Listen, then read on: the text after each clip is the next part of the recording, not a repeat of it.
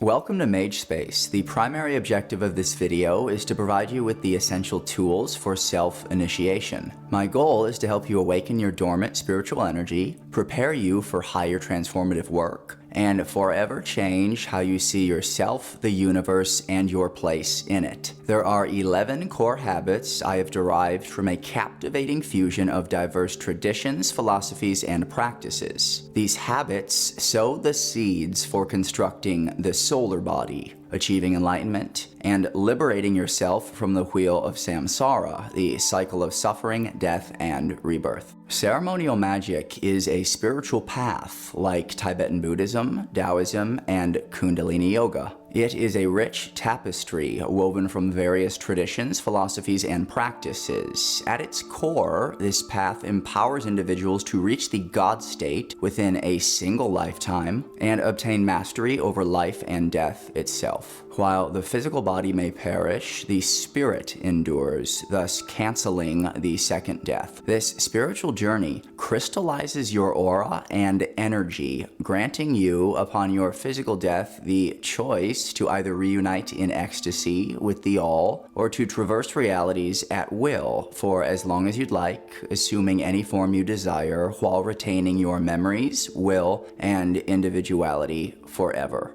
In essence, this is the path to true freedom.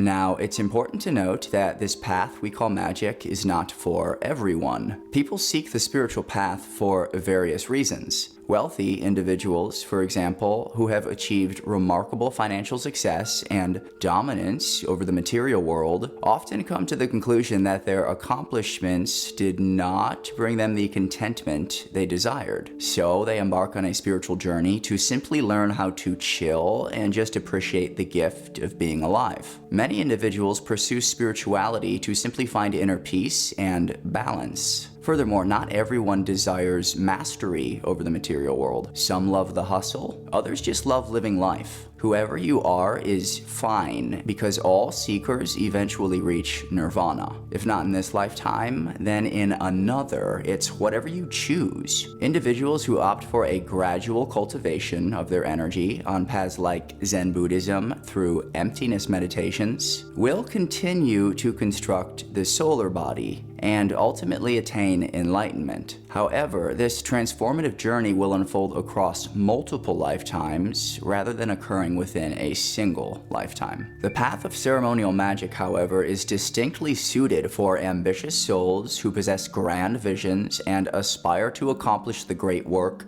in this lifetime and perform their pure will now and forever. It is for those who not only wish to transcend the material realm, but also aim to master it. Now, mastering the material world may sound malevolent to individuals still viewing the universe through a dualistic lens. When one feels trapped within a system, it almost becomes second nature to perceive all masters and mastery as oppressive or inherently predatory and evil. If you're at the bottom of a totem pole with very few places to go, it's natural to feel that the elites who make all the rules are the only people on this planet enjoying true abundance and genuine freedom. There is some truth in that, but it's a complexity which must be further unpacked before shaping one's entire worldview around it. As it stands, it's a very destructive attitude to one's development. Think of the implications if getting to the top is your only way of being free. And if your only way of getting to the top is by harming others, then there's only two roads in life you can go down. Road 1, be a good person at your expense as the world siphons your soul until you slowly wither away and die. Or Road 2, be a successful person at the world's expense while you siphon the souls off of Road 1 till the vascular dementia kicks in and you realize that for every soul you've sucked dry, there are dozens of demons eager to put your ass to work for thousands of years when you no longer have the luxury of a physical body to play with your pathetic toys. That two-way street is the world, and the world is the devil. The devil is not red, the devil is not blue. The devil is being stuck in duality. Duality is not the devil, being stuck in duality is the devil. Stuck being the key word. Any conscious force that does not feel all is one, no matter how powerful they are, have not attained true freedom. A free soul is a self-sustaining one. A free soul doesn't need to siphon for survival. The irony of it all is that both Road 1 and 2 lead to the same place. And it's not a place of freedom. It's a constant cycle of some of your incarnations being the windshield and others being the bug. This predator versus prey mindset is the very thing we wish to transcend on the path of ceremonial magic through these theurgical practices. Theurgy, the process of invoking divinity into the aura and energy body. It makes you a better person. It gives you levels of empathy you never thought you were capable of. Your mastery over the physical increases, yes, but it increases in harmony with the development of your soul. Oneness is freedom, and when we feel everything around us as ourselves, it becomes difficult to even try to hurt another person. Empathy is the cure, and gnosis is the way. Not gnosis, I am the God, now everyone bow before me, but gnosis, I am God and so are you. Nothing is above me, nothing is below me. I am. When a magician attains enlightenment, they understand that dominating the world isn't the way. Rather, it's about leading others on the same journey towards a brighter collective future. The solar body is built by filling yourself with divine energy, invoking clean energy into your aura and energy body over and over and over again. Think of your aura as a glass of dirty water. Pour clean water into the dirty glass over and over and over again. Eventually, you will be left with a glass of clean water sitting in front of you. This example mirrors the process of theurgy. Magic has an extensive list of theurgical practices that build upon each other, all with the purpose of drawing in more and more divinity. Major ceremonial undertakings, like invoking the 72 names of the Shem HaMeforash. It's the process of mastering rituals such as this that will get you to your solar body. This video encompasses an expansive range of knowledge and a Pandora's box of profoundly transformative tools, exercises, rituals, mudras, asanas, and ceremonies that will unleash your full potential if you dedicate yourself to the quest. I've structured this video into 11 core essential habits. The methods I present, which will help you develop these 11 core habits, are abundant and diverse, pulling from both Eastern and Western traditions. Many of these methods will resonate with you, some may not. I'm presenting a vast array of tools and practices so you may implement what speaks to you and ignore what does not. The chapters and topics are marked in the description, so feel free to skip around at your leisure and interest. Having said all that, let's get into it.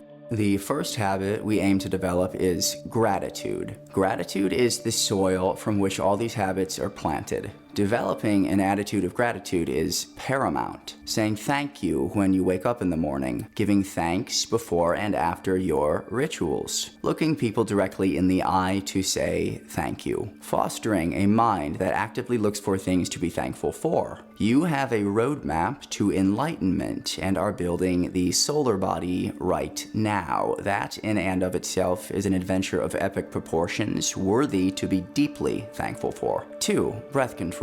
Yoga places a significant emphasis on the breath, and there are several classical yoga breathing techniques known as pranayama that are universally fundamental to all spiritual practices. Mastering the art of breathing and then being able to breathe in an optimal way automatically and unconsciously is one of the master keys to making magic work. Pranayama techniques are designed to regulate and control the breath, enhance energy flow, and promote physical, mental, and spiritual well-being. We will go over classic pranayama techniques later in this video, but the breathing technique we actually use the most, and the breathing technique we aim to make our resting rhythm, is not a classic pranayama, but a variation called the fourfold breath, or box breath. Inhale, 2, 3, 4, hold, 2, 3, 4, exhale, 2, 3, 4, hold, 2, 3, 4. We utilize this breathing technique in rituals a lot, And by consciously practicing this, you will soon begin to do it unconsciously throughout your everyday life. At which point, you'll start finding yourself in situations where you go, this doesn't make me anxious like it used to. And was it those Gabrielle invocations, or are you just now breathing the way a human ought to breathe? Who knows? It's magic.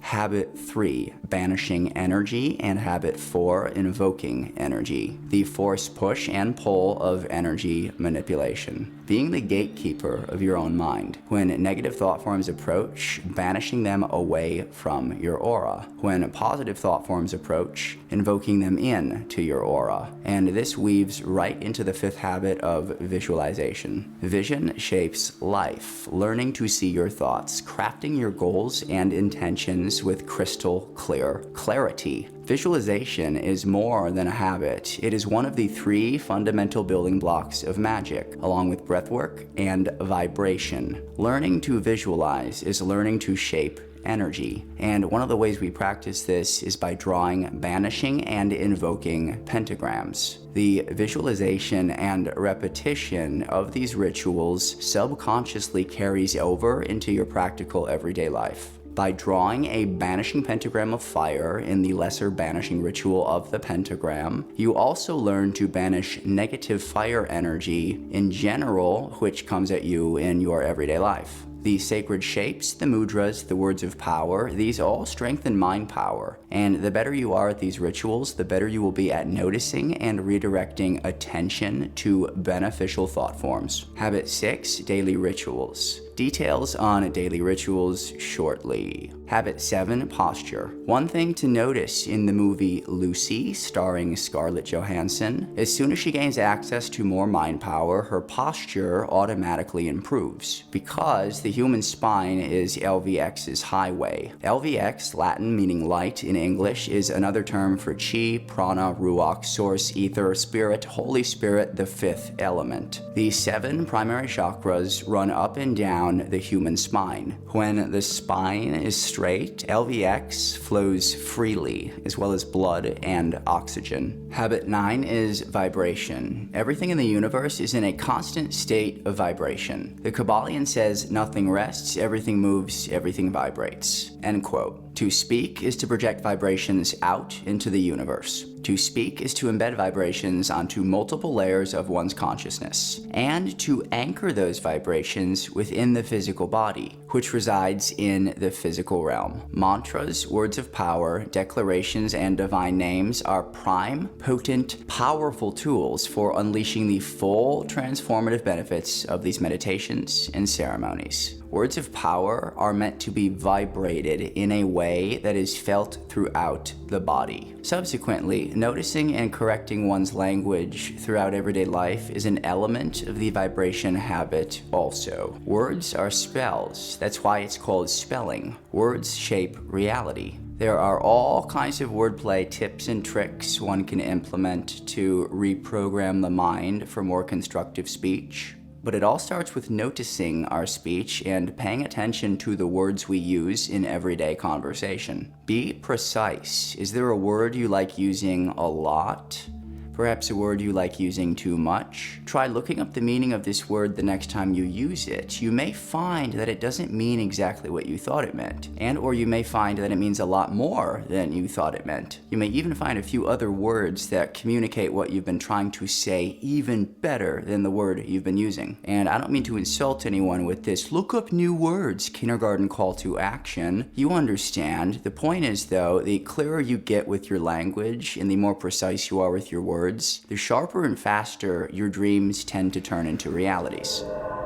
Comment on point if this video resonates with you. Tap like so more humans may drink from this water. MageSpace is now a YouTube partner. Thank you for watching, engaging, and making that a reality. The Super Thanks feature is now unlocked. If you find the information I've been sharing valuable and would like me to continuously improve the depth and quality of this content, kindly make a contribution relative to the value you put on this wisdom.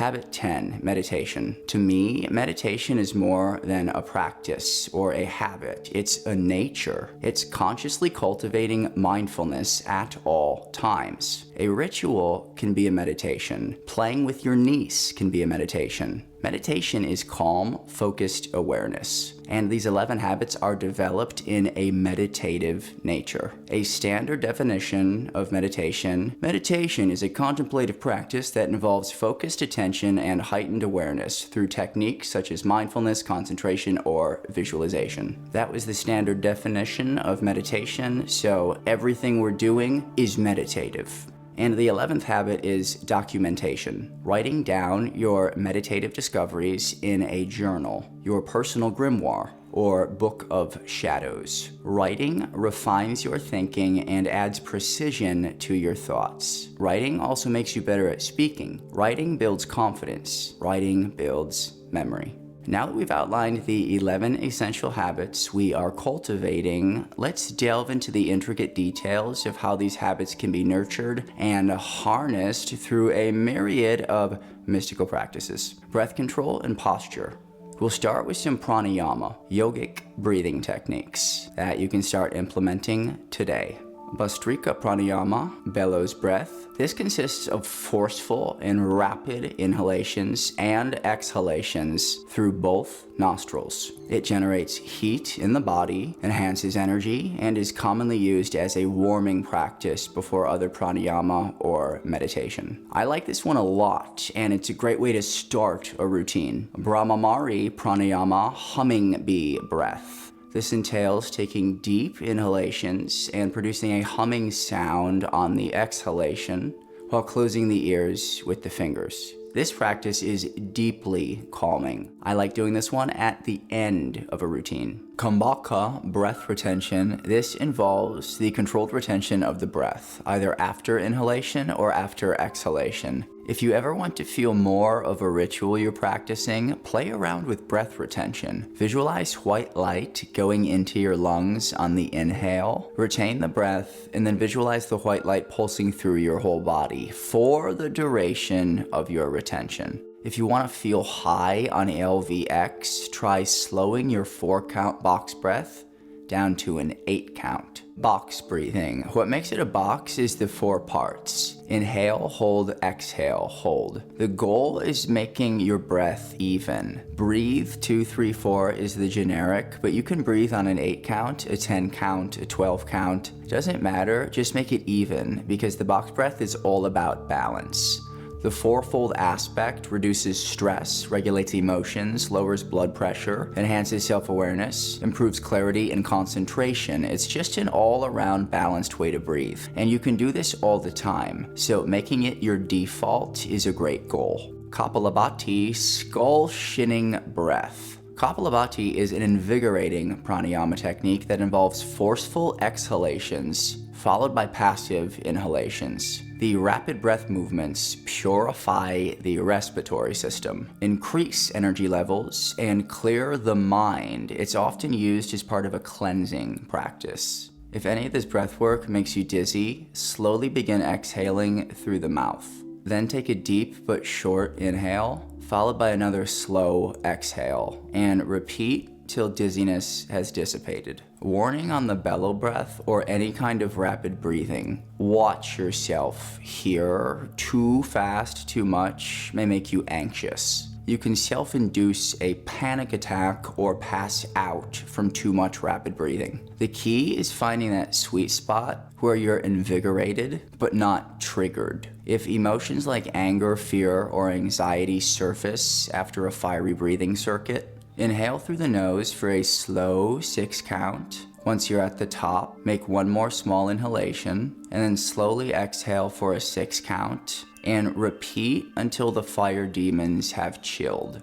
Tongue placement. There are specific energy centers in the upper palate and throat region. Stimulating these energy centers facilitates the flow of prana, LVX, spirit, and activates higher states of consciousness. Amrita is a Sanskrit term for what we call the nectar of immortality, divine nectar and nectar secretion. The tales tell that Amrita is produced during the churning of the cosmic ocean, Samudra Manthan, by gods and demons. This nectar grants immortality to those who consume it.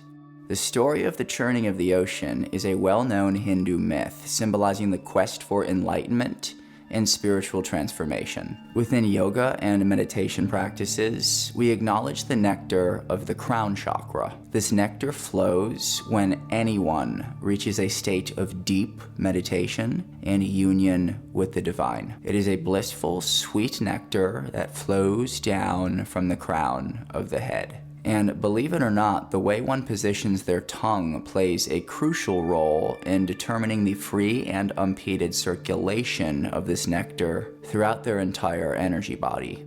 The Kachari Mudra is an advanced yogic technique that involves the manipulation and extension of the tongue. This practice is primarily found in some branches of Hatha Yoga and Kundalini Yoga. The Kachari Mudra stimulates specific energy centers in the upper palate and throat region. It is performed by gradually training the tongue to extend backward toward the upper part of the throat and even beyond, reaching the nasal cavity. Here are 3 Kachari Mudra techniques that you can start doing today. The Jivra Bandha tongue lock. Press the tongue against the upper palate, just behind the upper front teeth, while keeping the lips closed and teeth gently clenched. This helps control the flow of prana and helps it from escaping through the mouth.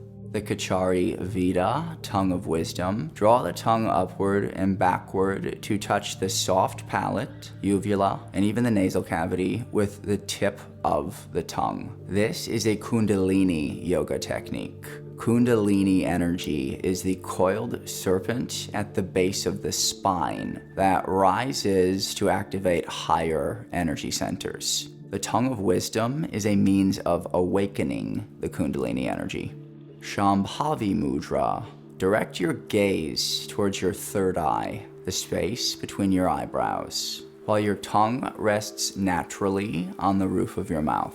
This enhances concentration, inner vision, and spiritual insight. The Kachari Mudra can be done both in meditation and elaborate ceremony. Play around with this while vibrating divine names. It's tricky at first, but you'll feel the vibrations in different ways and in different places. Furthermore, your pronunciation of these words of power will vocalize different, and you may find that perfect cosmic buzz pitch that hits you in all the right energy centers. Again, yoga asana means union pose, and yoga will prepare your body for more advanced magic. There are plenty of wonderful yogis giving wonderful yoga lessons already. If you'd like me to weave more yoga into the mix of mage space, let me know in the comments, and if enough people request it, I shall acquiesce. And in the meantime, here's a list of spiritual yoga styles that you may find value in exploring further. Hatha Yoga, Kundalini Yoga, Bhakti Yoga, Jnana Yoga, Kriya Yoga, Raha Yoga, Bikram Yoga, Vinyasa Yoga, Iyengar Yoga, Ashtanga Yoga, Sivananda Yoga, Yin Yoga, Aerial Yoga, Acro Yoga, Laughter Yoga, Yoga Nidra, Jivamukti Yoga. That was breath control and posture. Next, we're knocking out 4 habits in the following section: banishing, invoking, visualization, and meditation. We'll start with pentagrams. Let's say there's an energy you would like to banish. And let's say the energy you would like to banish is sorrow and sadness. Look at the pentagram and notice the 5 points. When you stand up with your hands and feet apart, your body makes this shape. The pentagram is a representation of the microcosm, and the microcosm is you. Every point on the pentagram represents a different energy that you possess. The upper right point symbolizes water. Water represents your emotions, and in this example, you're feeling sad, and the intent is to banish sadness from your energy. Pentagram drawing is a visual representation for banishing and invoking. This habit carries over into everyday life. Noticing thought forms as they approach the gates of mind and continuously choosing to either indulge or reject them. You are not your thoughts. You are the time and the attention. and you always have a choice as to where your time and attention goes.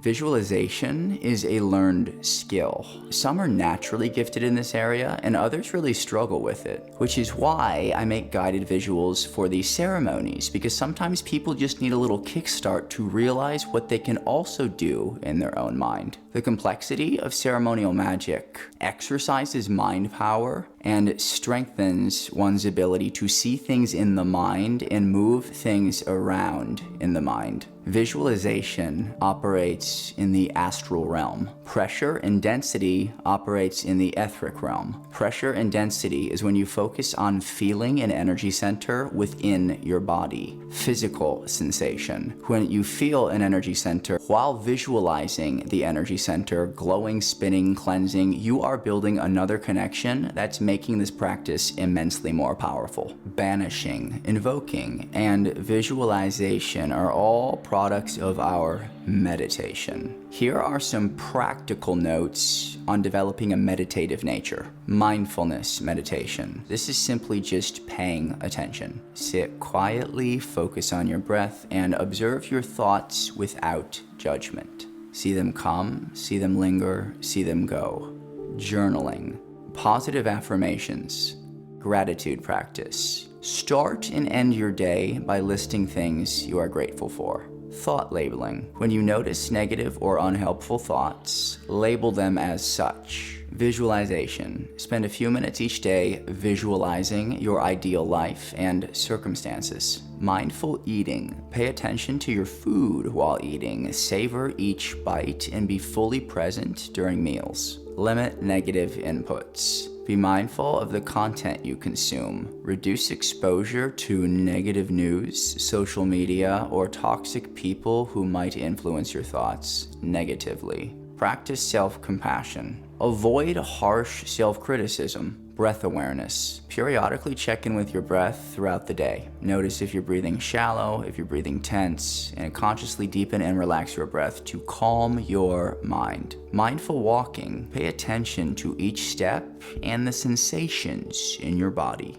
Ask yourself reflective questions. The next habit is thinking in correspondences. Thinking in tunnels versus thinking in correspondences, in my view, is the difference between thinking like an employee and thinking like a CEO. Those who spend years and years learning how to do one thing really well end up working for people who learned how to think in correspondences. But to some extent, everyone is a CEO. You may not be the CEO of a company, but you are the CEO of your life, of which developing the habit of thinking in correspondences will greatly enrich. The universe is full of correspondences, and the principle of correspondence is one of the 7 hermetic principles of the Kabbalion. As above, so below. Learning, studying, mastering correspondences gives you more associations to draw upon in meditation and ceremony. Furthermore, thinking in correspondences just makes you smarter in general. The 7 primary chakras run up and down the spine. The middle pillar on the Cabalistic Tree of Life also runs up and down this column of glory. The 7 chakra system and the Cabalistic Tree of Life are in no way directly related to each other. They are 2 separate systems on distinct paths. Having said that, the 7 primary chakras represent specific human characteristics, just like the emanations on the Tree of Life do. So in that way, one can relate them to each other and mix and match meditations and rituals when one knows what they are doing and are comfortable thinking in correspondences. But also note, when a program specifically states to not perform other types of energy work while getting started on X, Y, or Z practice, it is best to follow the guidelines for the recommended duration of exclusivity. The 7 primary chakras are energy centers built into the human framework, whereas the Cabalistic Tree of Life represents the creation process. Hermetic Kabbalah is my preferred system. There are 5 layers of the human energy body associated with divine emanations, each corresponding to one of the 4 worlds and specific Sephiroth on the Tree of Life. The intent is to align our human consciousness with divine emanation. There are 4 worlds, 10 Sephiroth, and 22 pathways. They're kind of like countries, states, and highways. And the human energy body, consisting of multiple layers or sheaths, is interconnected with these emanations. Here's a breakdown starting from where you're physically standing now.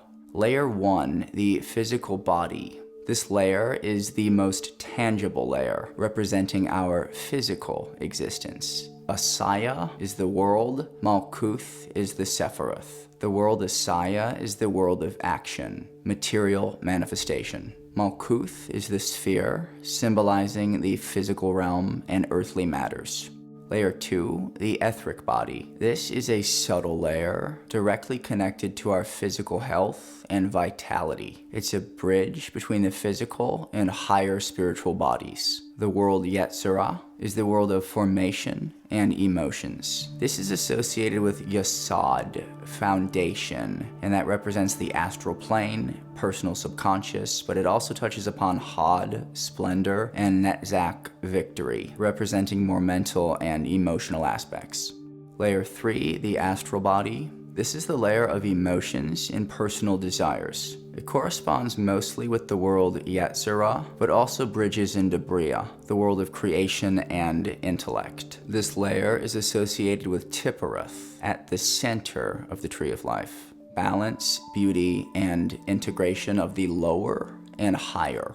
Layer 4 is the mental body. This layer represents the mind, intellect, higher reasoning. It corresponds to the world Bria, the world of understanding and intellect, and the Sephirah Chesed, mercy, and Gabura, strength, judgment, symbolizing expansive and restrictive forces. And Da'ath, knowledge, a non-Sephirah representing the integration of understanding and wisdom. Layer 5 is the causal spiritual body. This layer is the highest layer, representing the individual's higher self and spiritual essence. It corresponds to the world Atziluth, the world of emanation and pure divinity. Also the top 3 Sephiroth, Kether, crown, representing the purest form of consciousness, Shakma, wisdom, the dynamic force of creation, and Bana, understanding, the receptive container that gives form to the creative impulse. Each layer and its corresponding associations reflect the intricate and multidimensional nature of human existence. This system provides a map for spiritual development and understanding the interconnectedness of all things. Tree of Life meditations and path-working practices are a means of anchoring this understanding of interconnectedness into who we are. There are Sephirah meditations, the middle pillar exercise, path-working meditations on 22 paths, worlds meditations, Tree of Life visualization meditations. There are invocations, also color and sound correspondences. The 22 pathways that connect the 10 Sephiroth or spheres on the Tree of Life. These pathways correspond to the 22 letters of the Hebrew alphabet and the 22 major cards in the tarot. Each path represents a specific aspect or quality of consciousness. It serves as a channel for the flow of divine energy between the Sephiroth. We will go over the 22 paths in future videos. We will also go over tarot in future videos, as tarot and correspondences of tarot are extremely helpful on this journey. We are now addressing vibration. Nikola Tesla said, if you want to find the secrets of the universe, think in terms of energy, frequency, and vibration. And the principle of vibration is one of the 7 hermetic principles of the Kabbalion. This principle states that everything in the universe is in a constant motion and vibration. Nothing is at rest. Everything moves, vibrates, and circles. This vibration occurs on multiple levels and in various degrees across the spectrum of existence. The differences between manifestations of matter, energy, mind, and spirit are primarily due to varying rates of vibration. For example, matter vibrates at a lower rate than energy, and so on up to the level of spirit, which vibrates at an extremely high rate. In practical terms, this means we can change the frequency of our own thoughts and emotions, and in doing so, alter our personal reality. By raising one's vibrational frequency to more positive and harmonious levels, one can attract better circumstances and experiences in life. It becomes easier to change the frequency of our thoughts and emotions when we throw our voice into the mix by vocally vibrating. And in a practical sense, there's a sort of alchemy to positive self-talk. It's a convergence of ancient wisdom and modern psychology. And positive self-talk isn't necessarily "I like myself" affirmations or faking it till you make it. Positive self-talk is simply applying perceptual intelligence to your speech. If you have the flu and someone asks, "Are you sick?" it's not saying, "No, I feel fantastic." It's saying, "I am getting better." It's turning problems into opportunities. It's saying, "I noticed," instead of "I should not have done that." Modern psychology, particularly the theory of subconscious suggestion, reinforces these hermetic views. Your vocal vibrations put skin on the thought forms you are cultivating and ground those vibrations in the physical. The vibration of divine names integrates the spiritual with the physical. To get the most out of your vocalized vibrations, focus on diaphragmatic breathing, enunciation and tone, and breath control. If you're in a good environment, vibrating in your full voice is ideal. However, we're not always in a good environment. Random Gameplay asked another question regarding the speaking, vibrating part of the rituals. Can this be done quietly? The walls are very thin here. Also, no one in my family can know or I get in trouble. Strict religious. Yes, vibrating can be done quietly. The key is to adjust your vocal tone in such a way that it makes a buzzing sound and produces a buzzing feeling in your throat and upper chest. Think along the lines of a hum. You can hum quietly and you'll still feel the vibration in your throat and chest. That was a very quiet vibration that I felt in my throat and upper chest. Volume is great, but it's more about posture, breathwork, enunciation, and tone. Also, tongue placement. Try including the Kachari mudra in between your vibrations. You'll be amazed at all the different sounds you can make just by moving your tongue around. There are a variety of divine names we use. Each have unique vibrational qualities and specific applications in rituals. Elohim translates to God in the plural form, indicating the multiplicity of the divine nature. El is a simpler form of Elohim, often translated simply as God. Eloavada'ath, this name translates to God of knowledge. Jehovah, Elohim. This name combines aspects of Yodevavhe and Elohim, symbolizing the integration of the masculine and feminine aspects of the divine. Yodevavhe. Some believe this to be the most powerful sacred name of God. It represents the ultimate essence of the divine. Adonai Ha'aretz translates to Lord of the Earth. Shaddai Elkai translates to the Almighty Living God. Eheyeh translates to I am or I will be. These divine names are not just words. They are vibrational keys that unlock different aspects of the divine and the human consciousness. Sound, particularly in the form of specific frequencies or vibrations, has profound and transformative powers. Sematics, however, is another video. As for the daily rituals and gratitude, when it comes to what we call magic, good dailies are Cabalistic Cross, LBRP, and Middle Pillar. A step further would be adding the LVX, Lesser Banishing Ritual of the Hexagram, and the Rose Cross. Weaving in yoga or some kind of dynamic movement practice is also great. Just adding a short 10-minute yoga routine can dramatically improve your alignment and overall peace. Additionally, gratitude, being the rich soil that it is, Throwing in a short daily gratitude practice elevates the work you are doing and makes you feel happy and joyful. Our last habit is documentation. Journal every day. Journaling is a meditative practice. Writing sharpens your thinking, and rewriting in your own words something that you just read is a wonderful way of making that information stick. Furthermore, you'll eventually want to make variations of these ceremonies, and it's great to have documentation of what you did and written intentions of what you would like to do in the future. This has been the 11 Habits to Building the Solar Body. Take these essential tools, awaken your dormant spiritual energy, transform and forever change how you see yourself, the universe, and your place in it. Developing these 11 habits sow the seeds for constructing your solar body, achieving enlightenment, and liberating yourself from the wheel of Samsara, the cycle of suffering, death, and rebirth. Thank you for watching. If you have questions, ask away. I will answer all questions eventually and prioritize questions that come with super thanks. Subscribe for more in-depth explorations on the mysteries that shape our world. Thank you for watching.